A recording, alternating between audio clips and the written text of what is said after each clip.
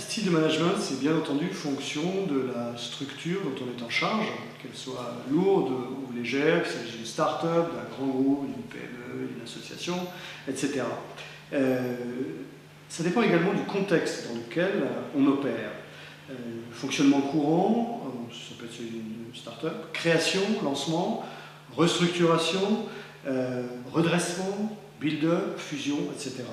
À chaque stade de croissance d'une start-up dépend un certain nombre de variations dans le style de management que l'on peut avoir. L'essentiel, c'est de bien comprendre qu'on est dans un univers où les choses doivent totalement s'adapter, surtout quand il s'agit d'impulser le fonctionnement d'une organisation, d'une structure, d'une activité. Évidemment, la taille des équipes joue beaucoup dans la façon dont on va procéder. Il est évident qu'on ne dirige pas de la même façon une start-up ou une force d'interposition des Nations Unies dans le cadre d'une section militaire ou tout simplement une boîte de 1500 personnes que l'on doit restructurer. Tout ça, il y a des points communs évidemment, mais derrière ça, les choses ne fonctionnent pas toujours de la même façon, loin de là. À partir de là, je crois que le leadership, le style de management emprunte divers moyens, diverses voies qui peuvent conduire, selon les cas de figure et les circonstances, à combiner un style de leadership, un style de management qui est plus ou moins directif, qui est plus ou moins participatif, qui est plus ou moins délégatif ou qui est plus ou moins informatif. Et sur ces 4 catégories, je vais vous proposer juste de faire un petit tour, un petit panorama de la façon dont ça peut s'articuler.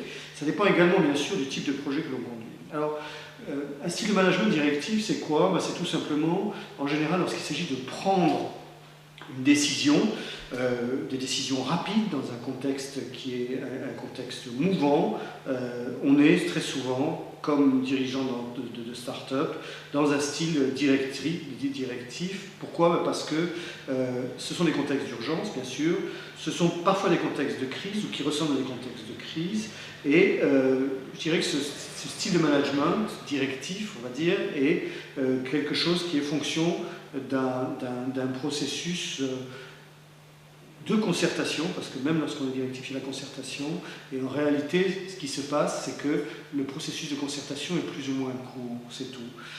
Être directif ne veut pas dire qu'il n'y a pas de concertation, loin de là. Ça ne veut pas dire non plus fonctionner par la force, fonctionner en imposant des décisions, c'est pas ça que ça veut dire. On est directif parce qu'il y a une décision rapide à prendre. Une fois qu'on s'est concerté, on y va. C'est tout. La mise en œuvre, l'exécution doit être rapide à tous les niveaux de la structure.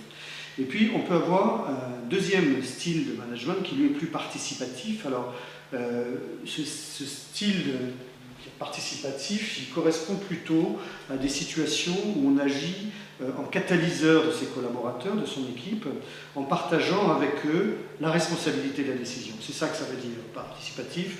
On partage non seulement la concertation, mais la décision, parce que soit on a le temps de réagir, et ça suppose un travail d'équipe à fond, soit au contraire, c'est extrêmement rapide et ça suppose de toute façon, dans le cas d'une opération coup de poing, que tout le monde agisse très rapidement, mais avec beaucoup de coordination, beaucoup de structuration, chacun sachant exactement là où il va.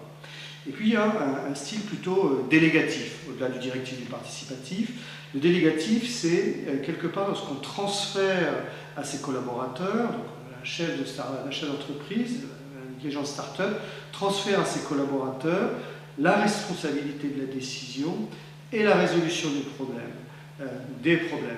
C'est quelque chose qui peut concerner davantage les personnes qui sont dans le marketing, qui sont dans la communication, peut-être un peu moins de développement, mais c'est quelque chose qui fonctionne beaucoup dans les startups. Et puis il y a un quatrième mode de fonctionnement qui, lui, est plutôt informatif. Alors, quand est-ce qu'on est informatif? On est informatif lorsqu'on dirige une start-up ou une entreprise en général. On est informatif lorsque on doit quelque part expliquer ou, j'allais dire, clarifier une situation ou tout simplement préparer le terrain pour des décisions qui sont à anticiper ou à prendre. Donc on informe avant d'agir, avant quelque part d'être délégatif, avant d'être participatif, je veux dire avant d'être participatif, délégatif ou directif. Voilà en gros, si vous voulez, 4 modes de fonctionnement qui sont en général ce que l'on trouve en permanence dans une vie quotidienne des dirigeants d'entreprise. Là, je parle de choses très concrètes.